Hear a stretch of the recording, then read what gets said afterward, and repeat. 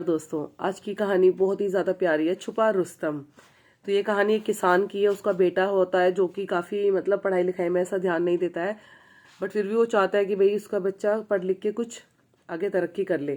तो उसके रिगार्डिंग वो क्या करता है, अपने बेटे को भेज देता है बाहर शिक्षा ग्रहण करने के लिए। तो 1 महीने के लिए भेजता है बाहर उसको। वो 1 महीने के बाद आता है तो उससे पूछा जाता है, बेटा आपने क्या पढ़ाई करी?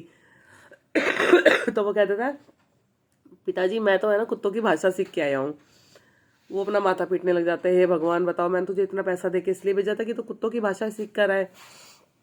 फिर थोड़ी देर इंतजार करता है, फिर और थोड़ा पैसा जोड़ के फिर उसको भेजता है पढ़ाई करने के लिए। फिर वो 1 महीने बाद आता है, फिर उससे पूछता है, बेटा क्या सीख कर आया? फिर वो बोलता है, पिताजी इस बार तो मैं मेंढकों की भाषा सीख के आया हूँ, मुझे पता लग जाता है मेंढक क्या बात कर रहे हैं। वो फिर अपना माथा पीटने लगे, हे भगवान बताओ मैं क्या करूँ इसका। पहले गया था कुत्तों की भाषा सीख आया, अब गया है तो मेंढकों की भाषा सीख के आ गया। मैंने इसको भेजा था कि विदेशी भाषा सीखने के लिए, अब इस तरह की हो गई। अब उसने फिर उसको आखिरी मौका और दिया कि बेटा अब मैं तुम्हें ये अब अपनी आखिरी जमा पूंजी दे रहा हूँ, अब तुम जाओ और पढ़ाई ग्रहण कर कर आओ। ये जानवरों की भाषाएं सीखने में क्यों अपना समय व्यर्थ का खराब करते हो, तुम पढ़ाई कर कर आओ। वो जाता है, हाँ जी पिताजी ठीक है ये। और वो फिर उसका मन इधर उधर डोम डाल जाता है तो फिर वो पक्षियों की भाषा सीख के आता है।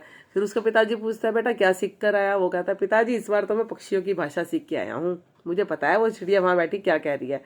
वो उसकी सुनता उनता तो कुछ है नहीं, तो बस उसको गुस्से से घर से निकाल देता है। अपने नौकरों को भी बोल देता है कि अब ये इस घर का कोई वारिस नहीं है, कोई कुछ नहीं है, कोई मालिक नहीं है ये यहाँ का, इसको उठाओ और इसको जंगल में फेंक के आओ।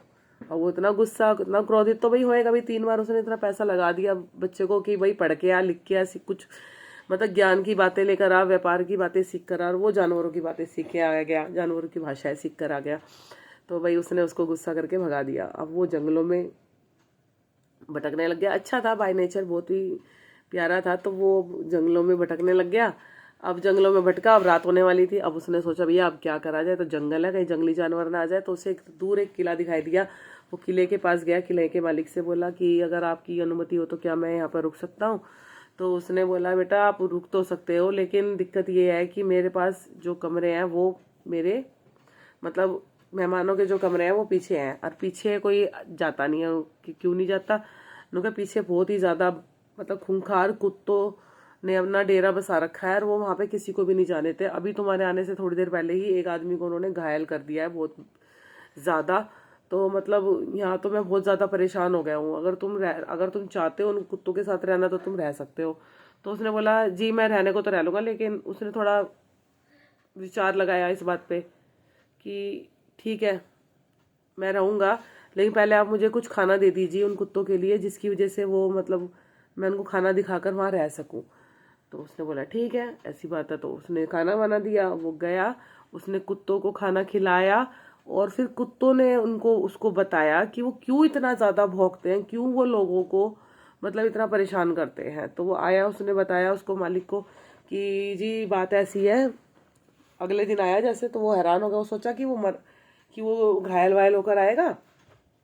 उसने सोचा किले के मालिक ने, उसने उसको देख के हैरान हो गया, अरे तुम तो सही सलामत हो, तुम्हारे तो एक खरोच भी नहीं आई, क्या ऐसा क्या तुमने मंत्र पढ़ा वहाँ पर जाकर? तो कहता है, जी मैंने मंत्र कुछ नहीं पढ़ा, बात ऐसी है कि आपके कुत्तों का भौंकने का कोई दूसरा कारण है। बोला, क्या कारण है मेरे कुत्तों के भौंकने का? मुझे तो आज तक इस चीज़ का नहीं आभास हुआ, बस मेरे को तो इतना पता है वो पूरे दिन रात भौंकते हैं, और कोई अगर उधर जाता है तो उसको घायल कर देते हैं। तो कहता है, जी वो भोग इसीलिए रहे हैं कि उनको श्राप मिला हुआ है, और वो श्राप तब हटेगा जब आपके किले के बाई तरफ एक खजाना दबा हुआ है। जिस दिन वो खजाना वहां से निकलेगा उस दिन से इन कुत्तों का भौंकना बंद हो जाएगा। तो उसको विश्वास नहीं हुआ। उसने बोला, भाई मैं कैसे विश्वास कर लूँ ऐसी बात पे? अगर ऐसी बात है तो आप ही उस खजाने को ला के दिखाओ, तभी मैं यकीन मानूंगा। तो भैया वो उसने कहा ठीक है आपकी जैसी मर्जी। वो गया 1-2 आदमियों को लेके, कुत्तों के साथ मतलब उसके साथ जो आदमी थे लड़के के साथ, उसकी वजह से उन कुत्तों ने उस आदमी को भी कुछ भी नहीं कहा। गया बकायदा उसने खजाना निकाला और खजाना मालिक के सामने रख दिया। इससे कुत्तों ने उसका बहुत आभार व्यक्त किया अपनी भाषा में कि भैया आपने हमें ये दिन रात के भौंकने से बचा लिया है। तो भैया वो मालिक ने तो उसको बोला भाई मेरी कोई औलाद नहीं है, अब तुम ही मेरी औलाद बन के इसको संभालो। तो वो रहा, कुछ समय तक रहा उसके पास, लेकिन उसने फिर उससे विदा लिया कि भाई मैं और ज़्यादा दुनिया देखना चाहता हूँ सेठ जी, तो मैं अब यहाँ से विदा लेना चाहूँगा। तो भैया उसने भी उसको थोड़ा बहुत धन वन दे के उसको विदा कर दिया, क्योंकि उसको जाना था, वो वहाँ रुकने के लिए तो नहीं था हमेशा के लिए। तो अब गया, तो अब उसने दूसरे गांव पहुंचा। अब दूसरे गांव में मेंढकों की टर टर टर टर टर टर हो रही थी। वो समझ गया था वो क्या कह रहे हैं, वो आगे बढ़ा।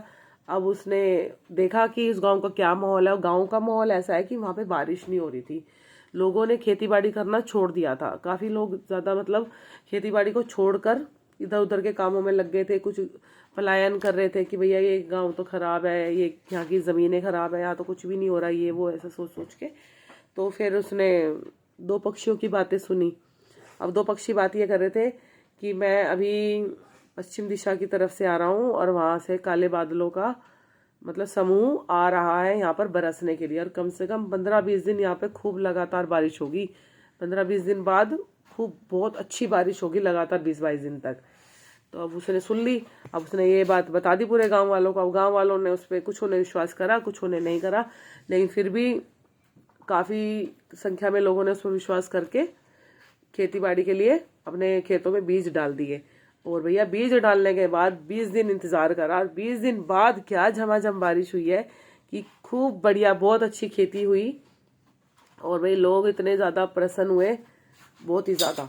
और उसको और फिर थोड़े समय बाद जैसे कोई भी थोड़ी बहुत उसने भविष्यवाणी करी तो वो सही हुई। तो कुछ समय बाद एक वहाँ का जो मंदिर का जो पुजारी है वो उसकी मृत्यु हो जाती है, और उसको मुख्य प्रमुख पुजारी बना दिया जाता है मंदिर का।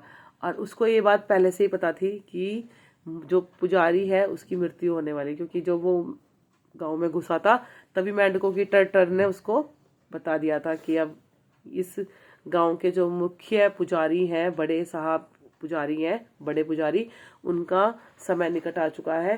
तो बस अब वो संपन्न हो चुका था, हर चीज़ उसके पास हो चुकी थी। वो एक अच्छे भले गांव के बहुत बड़े मंदिर का मुख्य पुजारी बन चुका था, प्रमुख पुजारी बन चुका था in the sense.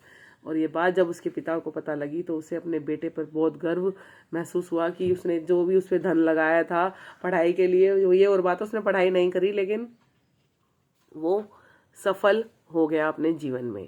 So thank you so much की watching my thoughts and my videos. And बस इसका कंक्लूजन ये निकलता है कि काम कोई भी हो, अगर सच्ची मेहनत और लगन से किया जाए, और सबसे बड़ी बात नीयत अगर अच्छी है, तो सारे काम भगवान अच्छे बनाता है और अच्छे करते चले जाता है। जय श्री राम।